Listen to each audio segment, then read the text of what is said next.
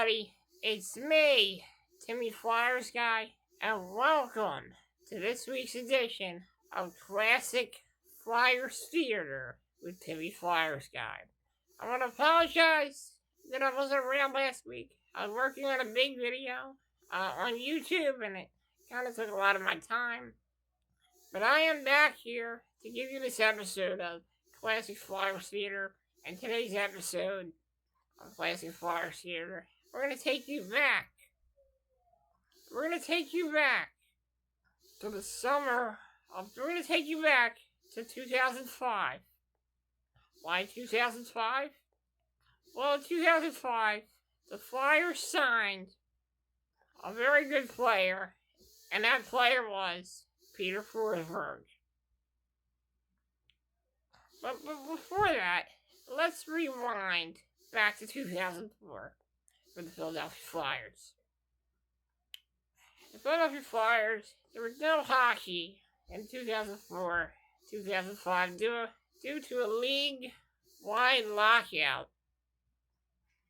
in 2004-2005. And the only hockey in town was the Philadelphia Phantoms, who are now Lehigh Valley Phantoms. Phantoms won the Calder Cup, beating the Chicago Wolves 4-0 to get their second Calder Cup since 1998. Going into the summer of 2005, the Flyers, they were not done yet. They were looking for somebody that could change things for the Flyers. And that somebody was Peter Forsberg. In the summer of 2005, the Flyers officially signed Peter Forsberg to a contract, a 2-year deal in Philadelphia.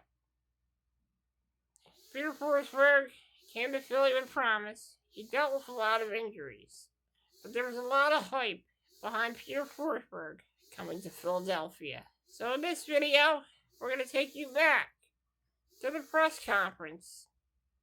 We're going to take you back before NBCSN was NBCSN.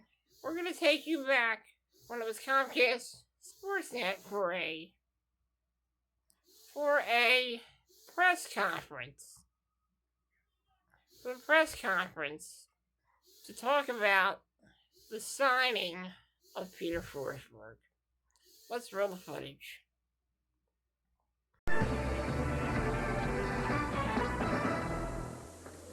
Matt Yaloff here at the Flyers skate zone in Voorhees, New Jersey. Flyers GM Bob Clark is sitting down right now to address the media, to tell the media about the acquisition of Peter Forsberg. Let's listen in to the GM Bob Clark. When we were at the draft, I spoke with Don Baisley, who represents Forsberg, and just asked him if he was going to be out in the market, and Bays said if he didn't know, but if he was, I mean, Bays doesn't commit to anything and shouldn't, but if he was, you know, we'd be a team that Peter might be interested in. So after we got our defenseman in order, I called Bays yesterday around noon and just asked him where everything stood. And he said he's obviously had quite a few offers for him, and the one that Peter was going to take, they were running out of time. So we actually had till about 4 o'clock, from noon till about 4 o'clock to try and clear some space on our $39 million cap. And we immediately called JR and told him what was going on, and he said, Clarky, if you can get Forsberg, I understand you gotta trade me, and I have no problem. I said, JR, I'll give you your preference at teams. I may not be able to send you there, but let me know who you're interested in. And it was Phoenix, LA, San Jose, a couple other teams that he wanted to stay on the West Coast. So over the course of the afternoon, we had lots of conversations, and other players' names were involved and stuff, and it just got really complicated. And Mr. Snyder was part of it all.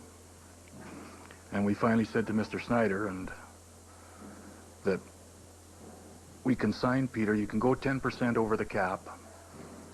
I said, we can sign Peter and we'll be over the cap, but I guarantee you that we won't be over for long because we have enough players to trade to get under the cap even if we couldn't trade JR. And my belief is we've traded JR will be done sometime this morning with one of the teams. But so I think you guys who know Mr. Snyder know he's got lots of balls and he'll take that gamble. So he just said sign Forsberg. So we called up Bays at about 10 to 4 and said we're going to sign him. It's going to put us over the cap, but we'll clean up that space. Was basically surprised. He apparently said to some people up in Canada, he said the Flyers came in late before they got it done. Well, we were late, certainly in comparison to some of the other teams, obviously, but we had to get the defense in order first, we thought, and we always, you know, I think when you're talking about a player like Forsberg, a lot of times you convince yourself that this player is so good you'll never be able to get him anyway. But Bays said that he was interested in us and he gave us a chance, so we jumped at it. He's a player over the last couple of years that people would say his enthusiasm for playing hockey, you know, as he said, going back and forth, you know, when he would go skiing and come back and forth. Did you sense that a change of scene was what this guy needed? And you think this will help him here? Well, I think if he wanted to play in Sweden, he could have. You know, he obviously wanted to come back. Sometimes a change for a player who's been in the same spot for a long time rejuvenates a player. I don't know if Peter needs to be rejuvenated or not. I mean, he's obviously one of the best players in the game, so, and he'll continue to be that. What kind of concern was it, his injury history, Bob? I think when you play as hard as him and as physical as him, you're going to get some injuries, but some of the things were like a broken arm. That can happen to anybody. It happened to Desjardins, but like a ruptured spleen and stuff like that, I mean, that's just tough luck on the player's part. We weren't really concerned, and when we asked, "Are you healthy?" and stuff, and he said he was. Bob, how much of his interest in coming here was based on his history, having started with this organization? You guys will have to ask Peter that. I have no idea. I mean, I seen Peter play as a junior in the World Championships. It was, I think one night he got about 10 points, him and Naslund. It was men amongst boys, and then when he went out west, you know, you see him play, and he's always the best player on the ice, regardless of whether it's the playoffs or a game in January. So I think the decision to sign Peter was an easy one. Even though I can tell you, when I told you that I wasn't going to sign anymore, that was our intent at the time. We thought, well, this is what we're going to go with. But when we had a chance to get Peter, we just said, hell, we'd be dumb not to do something like that. When do you anticipate introducing him to the Philadelphia Union? He's going to come in next week. When I spoke with him last night, we just said after we're done all this, we'll get together on the phone and pick a day for him. Did having other teams involved in this hasten your decision? In other words, if he was going to a division rival or a conference rival, would that play a role in how quickly you moved and your interest in him? No, not in any way, shape, or form. I think the way it's set up now with the salary caps and stuff, you know what you can afford to pay a player, and the player will actually have to make the decision on where he wants to go. And we don't know what any of the other offers were or anything at all like that. Bays told us what it would cost us, and we thought it was fair. Bob, in general, is there a time frame that you have to come under the cap? I think it's the start of the season. It's either the end of September or the start of the season. We'll be under it. Was the 2 years a mutual thing? Who suggested that? They asked, and I mean, that was, Why didn't you more?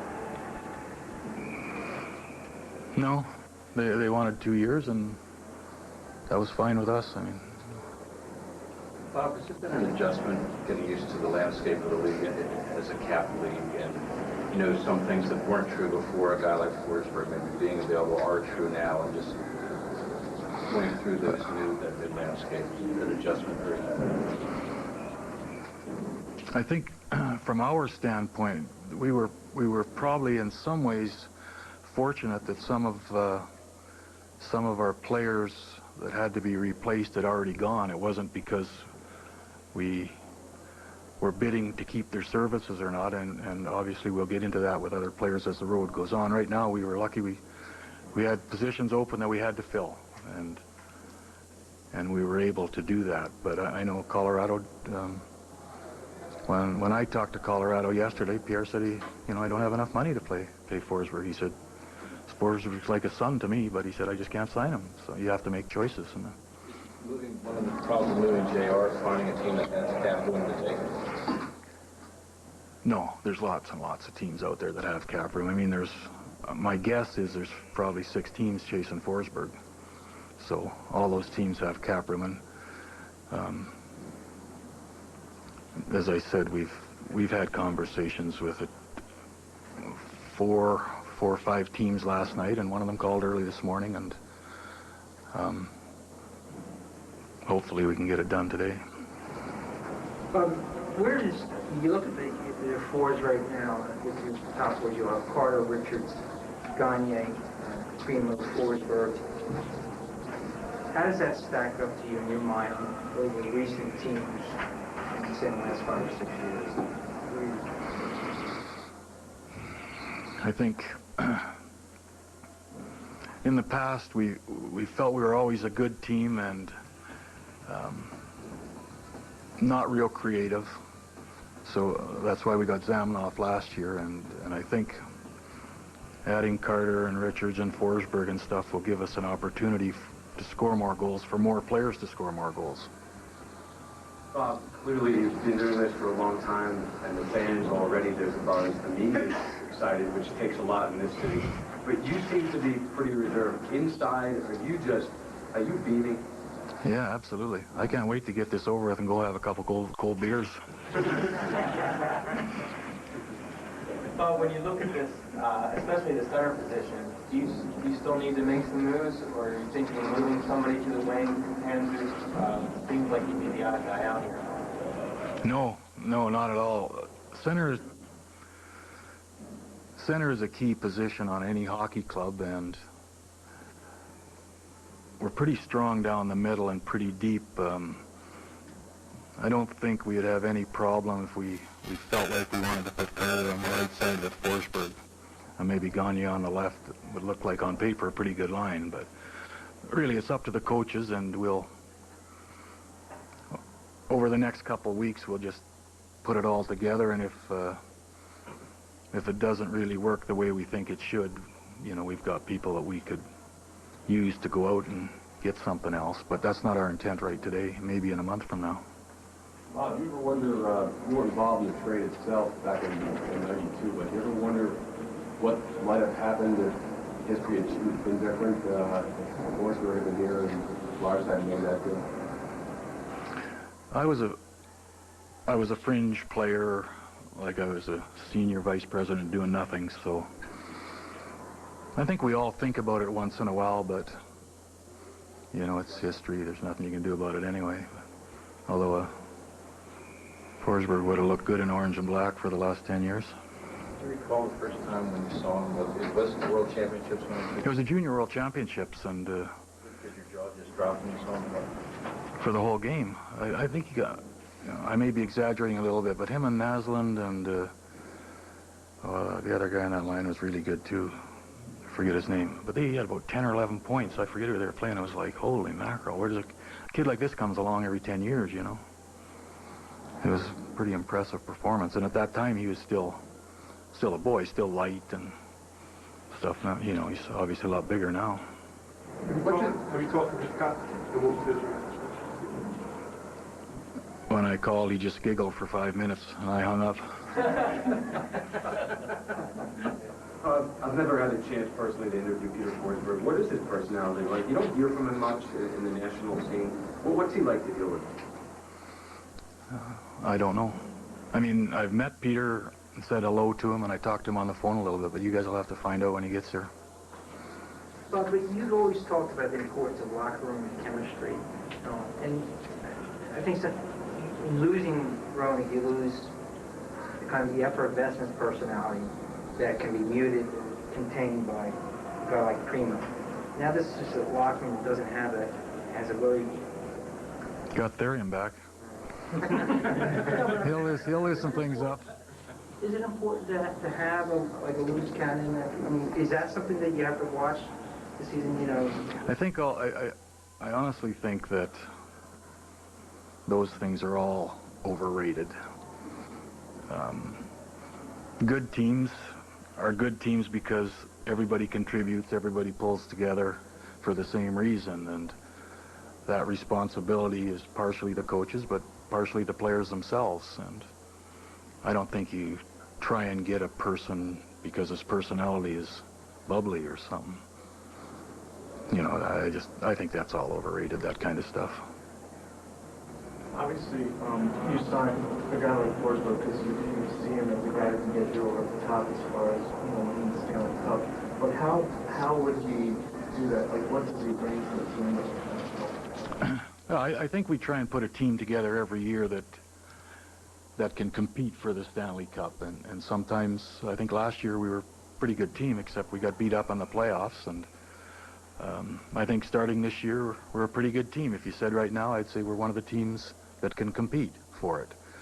But so much can happen along the road that you can't say we're closer to a Stanley Cup than anybody else right now. I think on ice creativity, which is one of the things you said this was kind of asked you, is going to be more important or more useful with the new rules. Do you think the game has changed a little bit where there's going to be more ability to be creative? I don't know if that'll happen or not. That's the goal of the changing rules, to try and open up the ice more for creative players. But a player that's as good as Forsberg is creative. You know, if you're playing in the closet, he'd still be creative. And I mean, I think if you're playing on our team, you'd be hoping that Hitchcock puts you on his wing. You're going to need lots of scoring chances. Hey guys, thank you. Thank you. Think about it. Okay. All right, that was Bob Clark, Flyers GM, talking about the acquisition of Peter Forsberg. We told you about it last night on Comcast Sportsnet. A few items that jump out at you here. Number one, clearly Forsberg is a key figure, considered by many to be one of the best hockey players, not only in the league, but in the entire world. The Flyers jumped into the Peter Forsberg bidding quite late. In fact, they really didn't have any intention of doing that. Bob Clark said the other day when they announced the signings of 3 defensemen, they really had no intention of doing anything else. They thought this was the team that they had, but in fact, Clark got involved, Ed Snyder got involved, and they said, hey, let's do this. If Forsberg is interested in us, as he was, let's get this thing done. Now the task is to clear cap space, and as we also told you last night on Comcast Sportsnet, Jeremy Roenick will be dealt. That deal is not finalized yet. Bob Clark is confident that that deal will get done at some point this morning, or could get done at some point this morning. Jeremy Roenick expressed interest in staying on the West Coast, and he was understanding of the Flyers situation, which is always nice to hear when a guy being dealt from a team is understanding that the situation calls for a change. Roenick even said if they have a chance to get a guy like Forsberg, they have a better chance of winning a cup with Forsberg than they do with me. So, you know, he's all for it. That is good news. So we'll certainly keep you updated on the status of Jeremy Roenick, a very popular player here in his tenure with the Flyers. But Peter Forsberg is on board, and he should be here in town at some point next week. The Flyers will determine that probably in the coming days as to when he will be arriving here. You know Peter Forsberg because he was drafted by this team in the early 90s, then traded in the Eric Lindros deal. He started with Quebec, went over, obviously, to Colorado, won a couple of cups. Lindros, you know the history here. He moved on so everything comes full circle. Peter Forsberg, numbers-wise, considered one of the best in the world. He's a former MVP. He is a former Rookie of the Year.